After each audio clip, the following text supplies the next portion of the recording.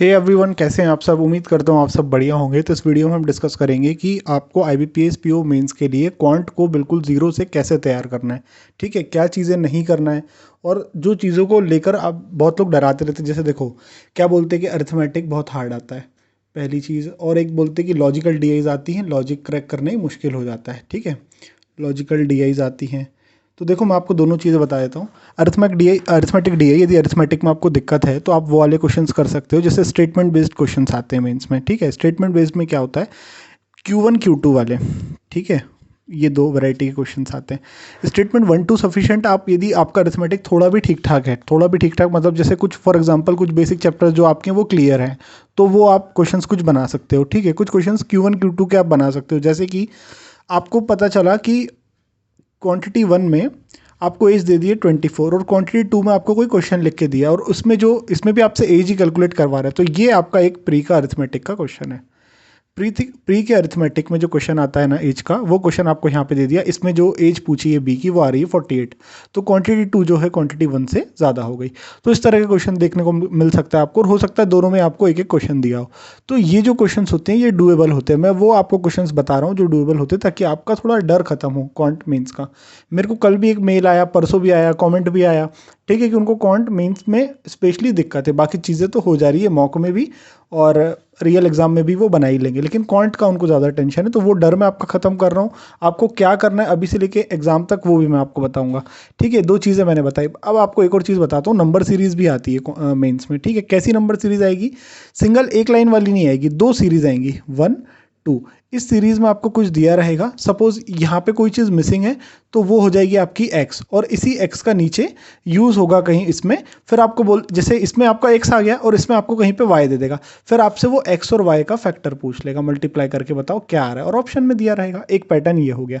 दूसरा पैटर्न ये हो सकता है कि यहाँ पे जो आपका x बन रहा होगा उससे रिलेटेड कुछ यहाँ पे दिया होगा, फिर दोनों से रिलेट करके वो आपसे पूछ रहा होगा। एक तो प्रोडक्ट मैंने बता दिया, और दूसरा ये हो सकता है। और तीसरा एक पैटर्न इसमें क्या बनता है नंबर सीरीज में, वो ये बनता है कि पहला जो सीरीज है वो सपोज रॉन्ग नंबर सीरीज है, यहाँ पे कुछ भी लिखे हुए नंबर्स वो रॉन्ग नंबर सीरीज है, और दूसरे में आपको कुछ ना वो मिसिंग दे देगा। मिसिंग यानी कि ये मिसिंग, ये मिसिंग, ये मिसिंग, और लास्ट में आपको एक टर्म कुछ भी लिख के वो दे देगा। ठीक है, लेकिन आपको वो ये बोलेगा कि जो रॉन्ग टर्म इसमें है, ठीक है, उसका कुछ यूज बता देगा आपको, और कह देगा जो पैटर्न इसमें फॉलो हो रहा है वही पैटर्न सेम इसमें भी फॉलो हो रहा है। तो इस तरह से कुछ सीरीज आती हैं। वो क्या होता है, मेंस में आपको टाइम भी ज़्यादा मिलता है, और मेंस में थोड़ा सा यहाँ पे आपका हो सकता है जो सीरीज आपकी 30 सेकंड में बनती है प्री में, वही आपका यहाँ पे 1.5 मिनट या 2 मिनट ले लेगी।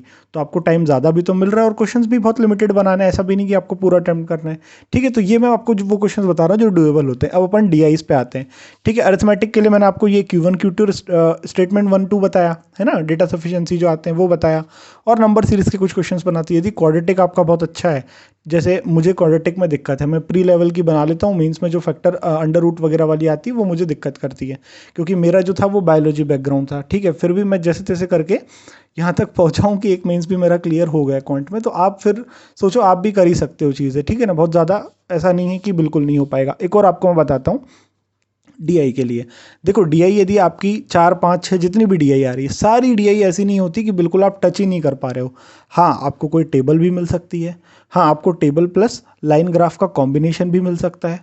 ठीक है, हाँ, आपको डबल पाई चार्ट डीआई भी मेंस में मिल सकती है। अब डबल पाई चार्ट डीआई देखो क्या होती है यार, मेरे पास लिखने का थोड़ा ठीक ठाक हो नहीं पा रहा इंतज़ाम, रुको।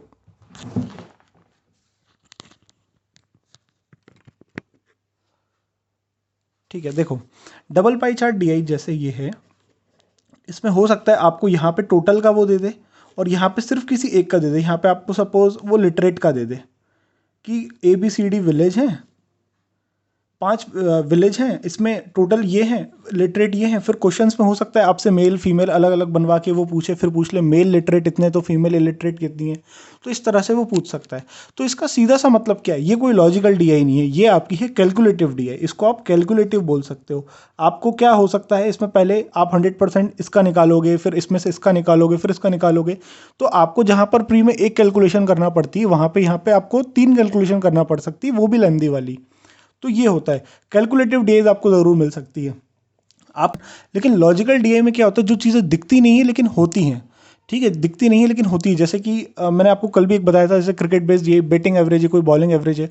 अब वहाँ पे आपको हो सकता है वो चीज़ें बार बार निकालना पड़े, है ना, तो वो एक तरीके का लॉजिकल डीआई है। ठीक है, उतना भी नहीं, लेकिन लॉजिकल डीआई आपको पता हो तो मैंने एक ही वीडियो बनाया था मेंस डीआई पे, उसमें मैंने लॉजिकल डीआई करवाया था। ठीक है, अब कभी कभी क्या होता है, जैसे एक और मैं आपको क्यूमुलेटिव का टाइप भी इसमें भी बताऊंगा। लॉजिकल डीआई में क्या होता है, कुछ चीज़ें आपको दे दी जाती है लेकिन कुछ चीज़ें उसमें कुछ हो रहा है। जैसे मैंने आपको फॉर एग्जांपल एक बस वाला डीआई करवाया था, है ना, बस वाला डीआई करवाया था।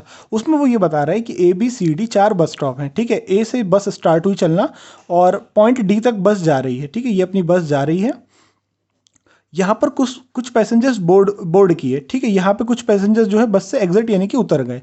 ठीक है, अब बस में जो कुछ पैसेंजर चढ़े हैं वो कुछ मेल होंगे कुछ फीमेल होंगे। तो इस तरह का मैंने एक डीआई कराया था, वो एग्जाम में आया हुआ डीआई है, मेमोरी बेस्ड वो डीआई था। तो इस तरह के लॉजिकल डीआईज आते हैं यार, बहुत ज़्यादा डिफिकल्ट नहीं आते। जो डिफिकल्ट हो उनको आप टच मत करना, आप देख के समझ जाओगे। ठीक है, और इसके बाद मैं आगे आपको ये भी बताऊंगा कि आपको करना क्या है। देखो, एक और डीआई आता है, क्यूमुलेटिव वाला डीआई आता है।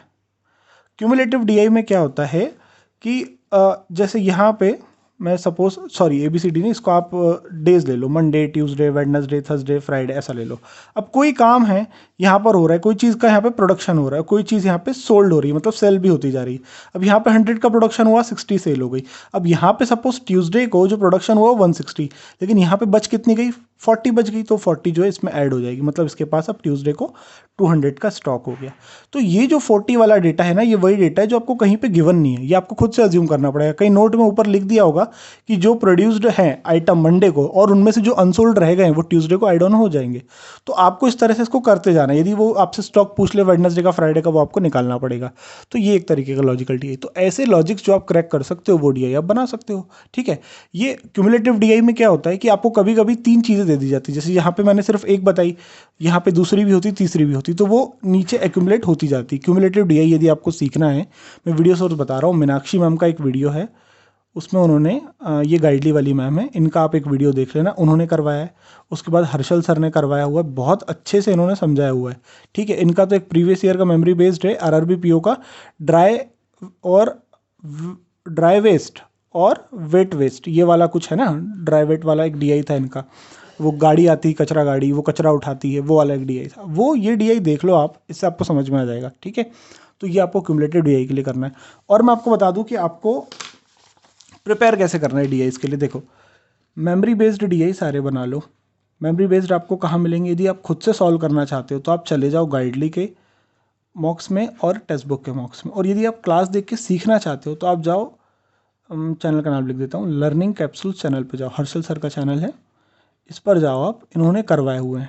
ठीक है, यहाँ से आप देख लो, इसमें आप देख लो। देखो आपको क्या क्या देखना है, आरआरबी पीओ, आईबीपीएस पीओ, और चाहो तो एसबीआई पीओ का भी देख लेना, 2019 2021, ये 3 साल के जितने भी दोनों एग्जाम के करवाए ना सर ने मेमोरी बेस्ड, वो सारे देख लो। उसमें लॉजिकल भी है और ग्राफ बेस्ड भी है, जो जो भी सर ने करवाए वो सारे देख लो। इससे आपकी बहुत हेल्प हो जाएगी, आपको थोड़ा आसानी होगी अप्रोच करने में, और मॉक में भी उस तरह से अप्रोच करने की कोशिश करना। ठीक है, और एक चीज़ मैं आपको बता दूं, देखो जैसे स्मार्ट कीड़ा के डीआई से कुछ लोग बोलते हैं वो क्रैक नहीं होते। क्रैक नहीं होते मतलब 10-15 मिनट लग जाते हैं उनको समझने में कि इसको बनाएं कैसे। तो ज़रूरी थोड़ी ना यार अब वो बनाओ, ज़रूरी थोड़ी ना कि एग्जाम में भी उतना हार्ड आएगा। और यदि एग्जाम में कोई डीआई इतना हार्ड आता है तो आप उसको स्किप कर सकते हो, पहले तो आप वही बनाओगे ना जो ईजी है। हार्ड को करने के चक्कर में ईजी तो छोड़ोगे नहीं। ठीक है, जैसा कि मैंने आपको स्ट्रेटजी वीडियो में भी बताया था कि क्या अप्रोच होना चाहिए, कौन सा डीआई कब बनाना चाहिए, मैं लिंक दूंगा, प्रीवियस वाला वीडियो में मैंने ये चीज़ बताई थी। तो ज़रूरी नहीं कि आप बहुत हार्ड लेवल का डीआई एग्जाम में उठाओ, ये आपकी प्रैक्टिस के लिए होता है, आपकी थिंकिंग पावर एबिलिटी बढ़ाने के लिए होता है। भाई आप जब तक ज़्यादा सोचोगे नहीं तब तक अपनी एबिलिटी को बढ़ाओगे कैसे। तो इसको बढ़ाने के लिए होता है, इसको सिंपली सबमिट करो, उसको सॉल्व करने की कोशिश करो, कोई दिक्कत नहीं। जब क्रैक कर लोगे ना किसी एक डीआई को, बहुत अचीवमेंट फील करोगे कि हाँ यार मैंने इतना टाइम लगा लेकिन उसको फाइनली बना लिया, मैं सॉल्यूशन तक पहुंचा और ग्रीन टिक आया, मेरा सही हुआ।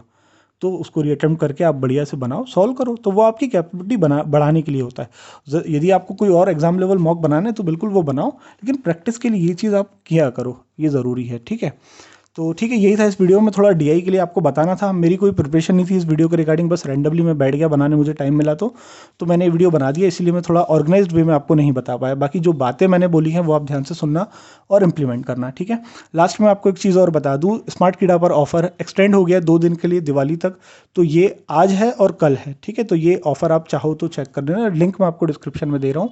कोड आप इसमें लगा सकते हो, हेमंत10, ये मेरा कोड है, इस पर आप लगाओगे तो 25% का आपको ऑफ मिल जाएगा, ठीक है। ये लिंक दे रहा हूँ, आप जाके चेक कर लेना। और जो मैंने बातें इस वीडियो में बोली उनका ध्यान रखना, डरने की ज़रूरत नहीं, जिस तरह से बताया उस तरह से आप बनाते रहो, प्रैक्टिस करते रहो, इंप्रूवमेंट आएगा, रिजल्ट भी मिलेगा। मिलते हैं अगले वीडियो में। Till then good bye, take good care of yourself, bye.